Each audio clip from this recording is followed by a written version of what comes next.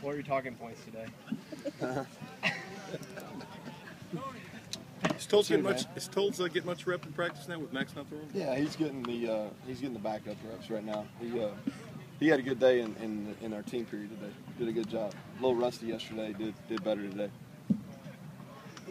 Mark said today you guys have got to find a way to kind of get Jalen started better. Obviously, we've seen these last couple games.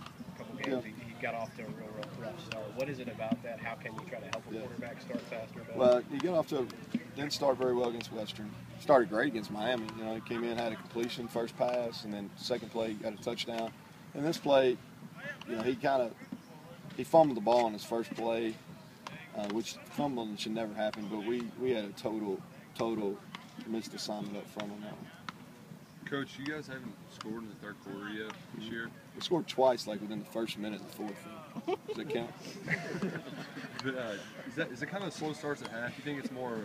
It's pure lack of execution. About like all our issues, pure lack of execution. Yeah, I mean, threw a pick on the inch-yard line last week. And I think in all truth, I think we have scored like real quick in the fourth quarter in the last two games, maybe even against Western also. You know, Chad said this week with the open dates giving you the chance to look at some things in third and short situations to keep the chains moving. What kind of things you looking at? Now the plays are fine, really. I mean, it's just, we had, on third downs, we had, whether it was short or not, we had 4 drops, an interception. We had 3 critical mistakes at the point of attack up front, and that's kind of the story. That's how you go from. That's how you lay an egg, Good on fourth down. Y'all don't want to talk about that. Don't be too positive. What's that? You just referenced the drops. Is it a concentration thing? Is it just young guys? What is it that you're saying? Well, I think it. Well, the whole problem was the other day, and this has been our problem when we've had drops, is they're trying to run after the catch. And it goes back to trying to do too much.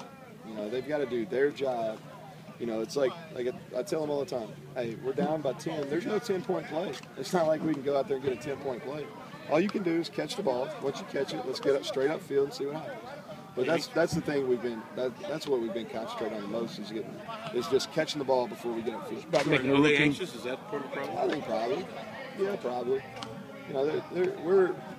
We're young, but at the same point, they've got 3 games under the belt. They got it. We're not. Who we got, we got. They got to start making those plays. About making routine plays.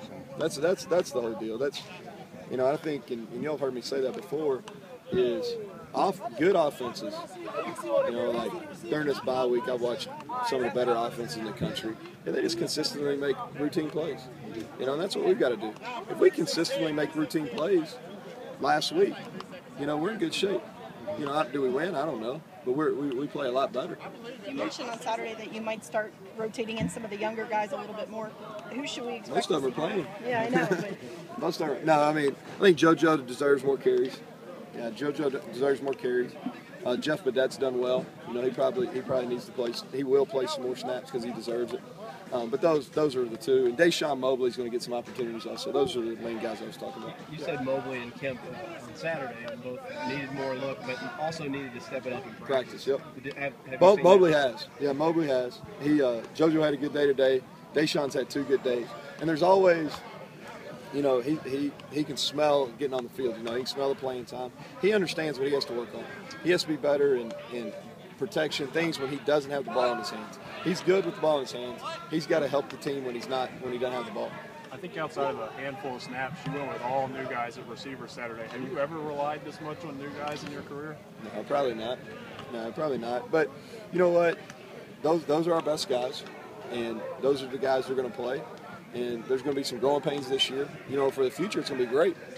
But week in and week out, there's going to be some ups and downs. And those guys are getting better. They made some mistakes. They dropped some balls on Saturday, but they're getting better. They're getting better as far as blocking downfield. They're getting better as far as playing at the right speed, getting out of their breaks, all those type of things. They're getting better. Much, much improved from where we were a few weeks ago. What does JoJo do well in games that makes him deserve more carries? Made plays. It's simple, but he's made plays with the ball in his hands. The thing that he does is he makes quick decisions. He does not. There's no second guessing. He sticks his foot in the ground. He trusts his run read. He's a natural guy, has natural ability, and then he makes plays. And he hits the hole fast. When he has a game like that, do you see the guys in front of him on the depth chart step up at all in practice this week? Yeah, they understand. Yeah, they understand. You know, Ray and George, they understand. Raymond Sanders has bounced back, had a really good week of practice. But there's enough carries to go around. How the quarterbacks played overall? You know, up and down. They've been about like we have on offense. You know, ups and downs. Maxwell's he's still fundamentally, when he throws a bad ball, it's because of fundamentals. He played better than his statistics looked on Saturday. Jalen, I thought he played pretty good from midway through the third on. You know, what he did in the fourth quarter is what I'd like to see more of. You know, he relaxed in the pocket and he made plays outside the pocket. When he's in rhythm, he's a good passer. When he's in rhythm, and he's got I think Mark talked about it earlier, is he got out of the pocket and made some big plays. Converted a 4th and 14. You know, converted another long distance situation with his legs. That's what we need. Is that a mental thing for him then? I mean, is most of this mental for Jalen? Yeah, I mean, some of it is, some of it's not. You know, some of the stuff where he, like the one he bounced to JoJo the other day, that was just because he got his feet real wide. So I'd say it's a little bit of a combination between mental, okay, fundamentals, and then the people around him. I think all those things are contributing factors. Is he hesitant, you think, because he wants to show you that he can be that passing quarterback sometimes to go to his athleticism? As Mark said, the interception in the end zone was one he could have taken off. Yeah, he should have. I think that's always a tendency for guys to get a labeled dual threat. And this is what I tell him all the time, is play to your strength. What's your strength? You know, your best thing that you can do. And he's a good passer and good decision maker and all those things, but he can really run. You know, he runs the ball. That's your strength. Okay, don't get caught up in what people think. You know, play to your strength. Play to your strength. And I think Jalen's not the only one. A lot of dual threat quarterbacks feel like they got to prove themselves as pocket passers. All they got to do is play to their strength. That's why they're playmakers in the first place. What's the latest with Darryl Collins? Darryl Collins, he had a good practice today. He's got to step up consistently and make more plays.